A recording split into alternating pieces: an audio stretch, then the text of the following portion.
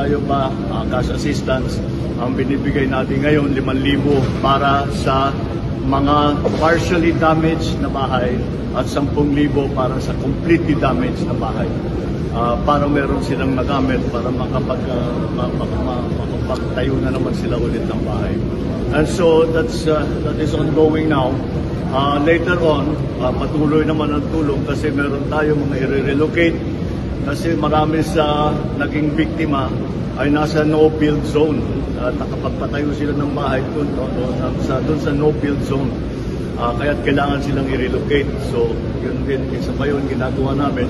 Napag-usapan namin ng mga local government units dito sa Cebu, to include the provinces, the municipalities, and the cities, ay pinag-usapan namin kung paano saan natin ilalagay dahil umaasa kami sa LGU para makahanap ng lupa paglalagyan ng mga i-relocate.